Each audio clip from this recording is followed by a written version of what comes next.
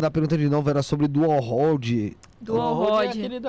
Mas ele tinha falado alguma coisa que Dual eu não Rod lembro. são duas varetinhas paralelas, assim, teria que colocar em É imagem o... também. Não, forquilha é um pedaço de madeira lá, o estilingue da árvore. Ele tinha falado alguma coisa sobre isso, mas eu não lembro. Então pedi pra ele mandar de novo aqui que sumiu, tá? Dual Rod é um equipamento também, um instrumento radiestésico. Equipamento não, instrumento radiestésico.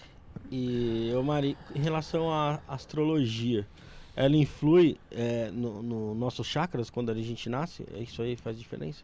Então, eu nunca estudei muito essa relação de astrologia com a parte energética, mas eu sei que o dia que você nasce é como se aqueles astros que estão no céu, aquela fotografia do céu influencia em você. E eu sei assim que todos esses não é órgãos celestes, como que eu falo? Sei lá. Essas paradas que ficam aí no céu. Universo. Isso, eles influenciam na gente. A lua influencia na gente, a lua influencia no mar. Mas eu não sei exatamente se isso influencia nos chakras. Eu acho que os chakras são muito mais responsabilidade nossa. A nossa mente, é o nosso mental, é o nosso espiritual. É a gente que acaba gerando os desequilíbrios. Dificilmente é culpa de algo externo. Geralmente é de dentro para fora. Tanto é que a radiestesia, ela trata de fora para dentro. Só que se você conseguir manter esse equilíbrio de dentro para fora, você vai se manter bem por muito tempo. É sempre de dentro para fora. O de fora para dentro é para você ajudar a pessoa. Então você tira ela daquele estado de desequilíbrio, você tira ela daquele estado conturbado mental, emocional. E aí ela precisa se manter. Só que se ela mantiver os mesmos padrões negativos, as mesmas crenças limitantes, o mesmo tudo, dali 3 meses ela já tá toda desequilibrada de novo. Por isso que existe a manutenção. Entendi. Gustavo Brito mandou. Fala. Ele tava falando sobre o Dual Road, né? Que fala, né? Dual Rod. A brasileira. Que acho que é pra ver o tamanho das auras, é isso? O que vê melhor o tamanho das auras é o aurímetro. Que inclusive eu tava falando pro Gabriel. Eu falei, meu Deus, eu podia ter trazido o aurímetro. Eu esqueci. Não, mas você vai me chamar de novo, Felipe. Aí eu trago o aurímetro pra você. Parte 2. Então, parte Gustavo, não dá pra ela medir o tamanho das nossas auras agora com... Você não tem essa clarividência? Eu vejo aura. Eu vejo aura desde os 15 anos de idade, mas eu não consigo fazer absolutamente nada com isso. Ver a aura não... Mas vê o que? A cor? Vê não vejo a cor. Eu vejo todo mundo com o mesmo tamanho e branca. Todo mundo e todos os objetos. Inclusive, é muito fácil ver a aura. Vocês já tentaram? Não. Vocês querem tentar ver a aura? Lógico que eu quero tentar ver a aura. Tenta com a sua mão. É que eu não sei se... O ideal é que aqui esteja um pouco mais escuro e o ambiente de lá mais claro. Vê se o... Ô, Josie. Vou fazer o... Nosso... Vai explodir aqui agora. Saiu o TI e acabou. Ele levantou, tá? Assim? É o tamanho dele mesmo. Tá bom. Faz tempo que não faz a gente fazer programa assim, né, mano? A gente fazia o programa assim. Né? O quê? Desse jeito. A gente fazia o programa assim. É ruim, você acha? Não, eles acho que acharam que na câmera ficou melhor. Não sei, mas eu prefiro assim, mas vai. Tenta ver a aura da sua mão, tá? Como assim? A palma ou por fora, assim? De lado eu acho que fica mais fácil. Não fixa na mão, não olha pra mão, fixa num ponto do lado e vai mexendo devagar. Vai mexendo, vai e volta. Você vai ver que a aura, ela vem e volta pra sua mão. Primeiro que você vai sentir a aura, mexe um pouquinho mais. Não olha pra mão, fixa num ponto aqui, ó, na lateral. Dá pra fazer em casa, quem quiser tentar também. Quando você faz assim, você consegue ver um negócio vindo muito lentamente.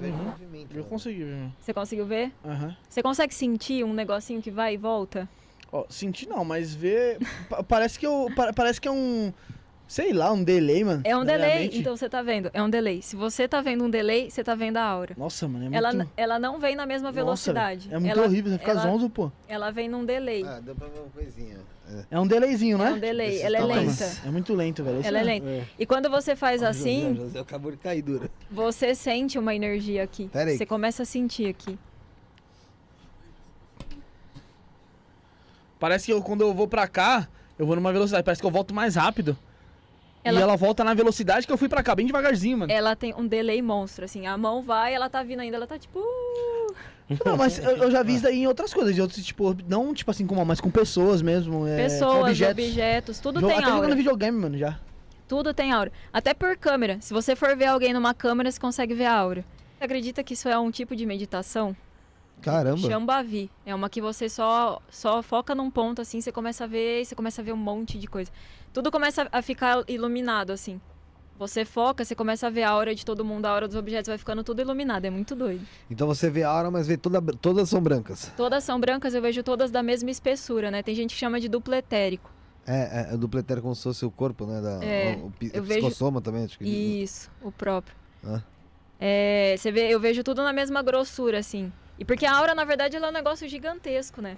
Ela é muito grande. Quando você vê essa partezinha assim, a gente chama de duplo No etérico. caso do Aqui, aurímetro, ó. como é que é aquele... Do quê? Do quê? Aurímetro, né? O aurímetro, ele é como se fosse uma anteninha. Você chega perto da pessoa e aí a hora que ele capta a aura, a hora que ele capta a sua aura, ele começa a puxar pro lado. Aí ele vai puxando pro lado até ele mostrar o tamanho da sua aura inteira. A hora que ele encontrar o fim da sua aura, ele fica reto. Aí você começa a subir, aí pode ser que vai aumentando mais, e aí você consegue ver o tamanho da aura da pessoa. Meio que desenha ali. Desenha, faz o desenho certinho. E se você tiver um problema físico, ele pode ir fechando. Então, por exemplo, eu tô subindo, você tem um problema, o aurímetro começa a encostar em você, que mostra um buraco, um ponto que tá sem aura. Ali provavelmente tem um problema físico, ou vai ter, né? Porque energeticamente a gente fica doente primeiro. E aí ele mostra, aí você continua, ele vai mostrando, aí você consegue ver os buracos da aura. E, ô Mari, agora eu fiquei curioso com uma coisa que me veio na cabeça. A gente tem chakras nos pés. Tem. No caso de uma pessoa que teve os pés amputados, ela não tem esse chakra mais? Ela... Não. Olha, tem. Eu vou te mostrar. Eu vou ver se eu acho. Mas é um caso que, sei lá.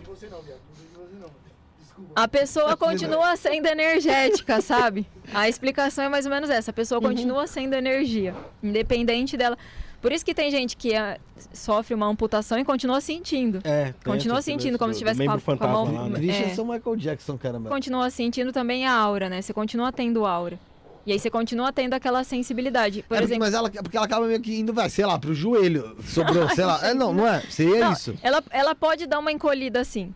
Ela pode dar uma encolhida porque ela acompanha o corpo físico, mas ela não deixa de existir. Então, mas isso que eu tô falando, vamos supor, ela vai ser onde você tiver contato com o chão.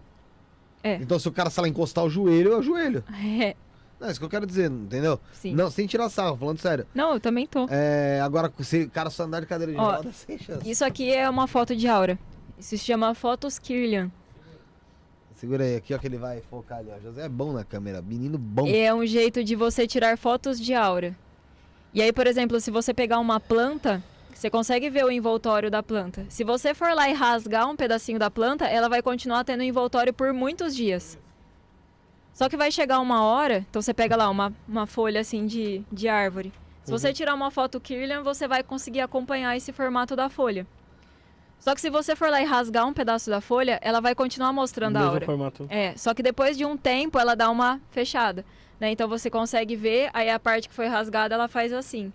Só que ela continua existindo, ela não deixa de existir, mas que ela dá uma encolhida, ela dá. Como é que funciona esse lance da foto? Por que ela capta? É uma frequência diferente? Tem um cara aqui em São Paulo que ele faz essas fotos que eu já fiz dos meus dedos. E ele tem até uma aqui nessa... Deixa eu ver se eu não fechei. Isso aqui é uma foto Kirlian de um dedo. E aqui você tá vendo que tem tipo um monte de cores, né? Tem o roxo, tem sei lá o quê. Só com isso aqui você consegue fazer uma análise completa da pessoa. Se é uma pessoa mais yin, se é uma pessoa mais yang, se a pessoa tem depressão, se a pessoa vive num ambiente de poluição, se a pessoa tem um desequilíbrio. Só com essa imagem aqui. Quando você consegue ver de tudo ao mesmo tempo, no meu caso, geralmente é depois da meditação. Então eu comecei a meditar com 14 anos de idade, eu não sei o que eu tinha na cabeça, mas com 14 anos de idade eu já estava meditando. É isso que eu ia até perguntar, né? A meditação ajuda e ajuda muito, né? Muito, opa. Você expande todos os seus canais, você expande a sua consciência, você abre para todas as possibilidades. Cada vez que você medita, você abre um canalzinho. E aí eu comecei a meditar com 14 anos, que eu fiz um curso que ensinava meditação e eu me apaixonei por aquilo. E aquilo virou um vício, né? Virou um hábito. Você medita todos os dias, você fica sem meditar aquilo. E aí, passado um ano, assim, com 15 anos, um belo dia, eu saí da meditação e comecei a enxergar tudo iluminado. Aí eu falei, tô muito louca, né? Tô muito louca. Começou a coçar os olhos. Acendi a luz, não tinha mais nada, beleza. Aí no outro dia a mesma coisa, no outro dia a mesma coisa, no outro dia a mesma coisa. O celular aqui já... Tá no viva voz, Até o dia é o mesmo... em que depois da meditação eu via a casa inteira iluminada, Era tão estranho que você saía assim da meditação, parecia que tudo ia bater em você. Você ia andando, você ia desviando, assim, é muito doido. E aí, um belo dia eu fui conversar com alguém sobre isso. Eu falei, eu tô vendo um negócio, assim, um envoltório. E aí me falaram que era aura, o que era energia. E eu já gostava dessas coisas. Aí eu comecei a me aprofundar. Mas nunca achei que eu ia trabalhar com radiestesia, que eu ia conseguir medir, que eu ia conseguir analisar. Eu só achava muito da hora, né? Porque quando você entende que você é energético, pelo menos pra mim, isso mudou totalmente a minha forma de ver o mundo, a minha forma de ver a vida. As coisas ficam muito mais fáceis de entender, né? Sim, às vezes você entende o porquê de algumas coisas que estão acontecendo, que a gente não sabe, né? Eu fiquei curioso com outra coisa agora. Esse do Yin e Yang, né? Uhum. O que faz uma pessoa ser mais Yin e Yang? Que diferença é uma que é mais para um lado do que para o outro?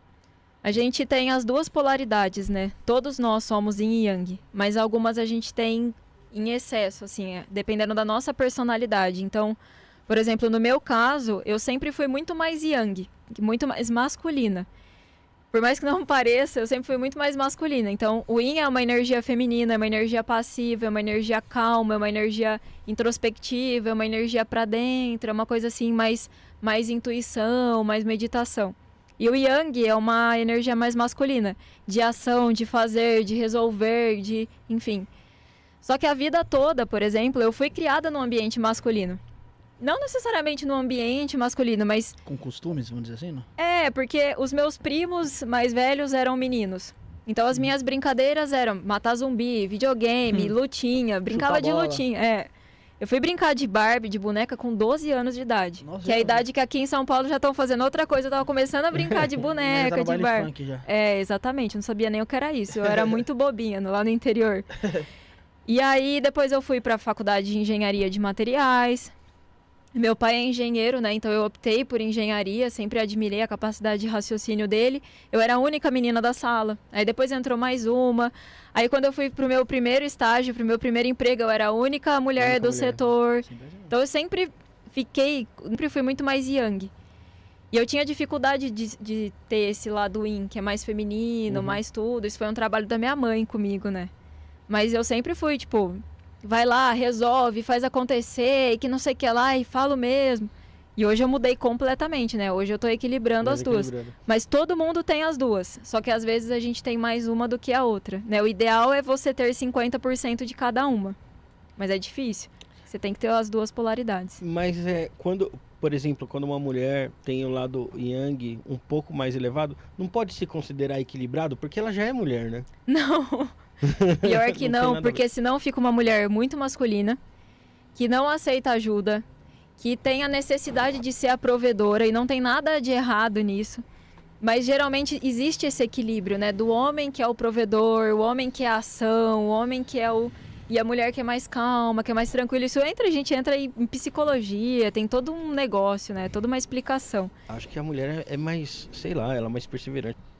Ser Yin ou Yang não define inteligência, não define profissão, nada disso. É a forma como a pessoa é, né? Então, geralmente, quando a mulher ela é mais masculina se ela for se relacionar com um cara ou com uma mulher mais feminina, pode haver um desequilíbrio muito grande.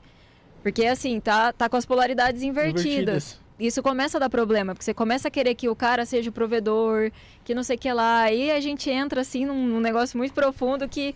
Se a gente não souber explicar direito, vão julgar, né? Vão falar, ela tá falando que mulher não pode ser provedora. É claro que pode, né? Mas existe essa questão do Yin e Yang. Inclusive, dentro da radiestesia, a gente faz esse tipo de análise. A gente consegue ver se você é mais Yin, se você é mais Yang. A gente consegue colocar gráficos, tratamentos para equilibrar. Mas isso, mais uma vez, né? Vem tudo de dentro. Você tem que trabalhar dentro. Então, eu tive que fazer um esforço muito grande para aumentar o meu Yin. Eu era bem Yang. E como é que faz para aumentar o Yin? Autoconhecimento. Autoconhecimento. Você tem que deixar um pouco dessa presença de lado, é bem complicado. Mas você tem que, por exemplo, é um exemplo besta, mas todo mundo que trabalha com constelação familiar ou algo do tipo, que trabalha com esse masculino, feminino e Yang dá. Um exemplo de quando você tem algum problema na sua casa. Vamos supor, queimou uma lâmpada. É óbvio que eu posso pegar uma escada e ir lá e trocar a lâmpada em 2 minutos. Só que o que a constelação familiar, o Yin Yang fala? Pede pro cara, deixa ele se sentir homem. Então a gente entra numa seara aí bem mais profunda, que eu não tenho tanto conhecimento para falar, mas é mais ou menos isso aí.